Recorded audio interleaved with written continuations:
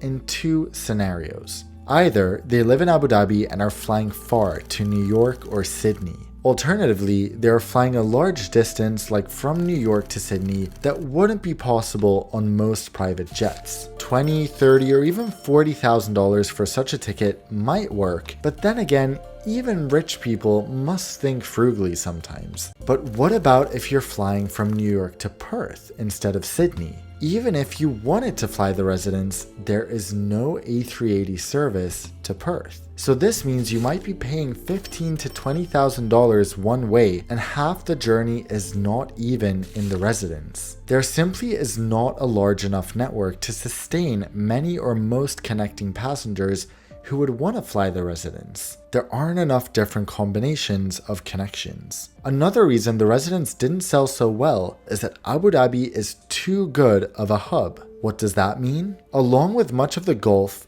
Abu Dhabi is at the sweet spot of being 6 hours away from most of the world's population. What this also means is that someone who has money to actually pay for the Etihad residence can get a direct flight on a private jet to much of the world from their home in Abu Dhabi as well. A one-way private jet from the UAE to London costs around $40,000. So if you're going to pay $20,000 for one person to fly the residence to London, isn't it just better to bring a few friends, assistants, bodyguards, or colleagues in a private jet for $40,000 in total? In many markets, the residence just wouldn't make sense. Even as the most luxurious commercial flying experience in the world, when it comes to convenience, private jets win. You can fly at the exact times you decide, you avoid other passengers in stressful airports altogether, and your assistants will not have to deal with a massive company like Etihad when your plans change. So what about from Etihad's perspective? Why was the residence a commercial disappointment? For one, apparently the residence was heavy,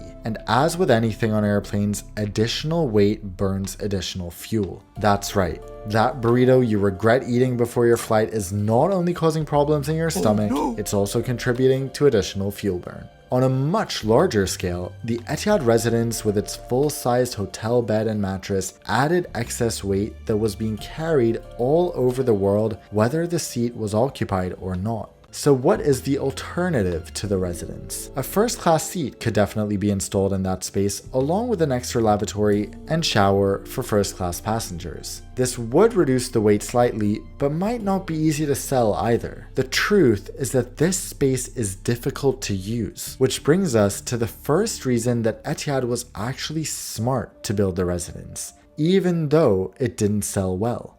The space that the residence occupied has plagued airlines on the A380. Most just decided to install massive lavatories in that space. This is where Emirates put their shower suites, for example. Some other airlines have made an onboard lounge of sorts with sofas, but this is kind of unnecessary. However you slice it, it's an inefficient space that contributes to aircraft weight but can't be used in a profitable manner. In that sense, the residence doesn't waste as much space as you'd think. Let me ask you a question now. You might not think my question is related to the Etihad residence, but you'll see why it is shortly. What is really the purpose of Middle Eastern superconnectors? Sure, they connect passengers to destinations around the world, but why do their governments pour billions of dollars into them? What is the return on investment? Think about Qatar. In all honesty, would you know about Qatar or be able to name its capital if it wasn't for Qatar Airways? Most people who don't have a passion for geography or exotic travel would have no idea. Yet, they flew via Doha on vacation to Thailand. So one of the main functions that Qatar Airways fills is that it literally puts Qatar on the map. The same goes for Emirates and would apply to Etihad in its prime as well. What would Dubai be without Emirates? So let's take it a step further. It is no coincidence that all these airlines are among the best in the world. They have to choose between being the very best or the very cheapest, and I explained why they only have these two choices in my video titled Why Middle Eastern Airlines Are So Good. The reason these governments choose to make Emirates, Qatar Airways, and Etihad the best as opposed to the cheapest is that the quality people associate with the airline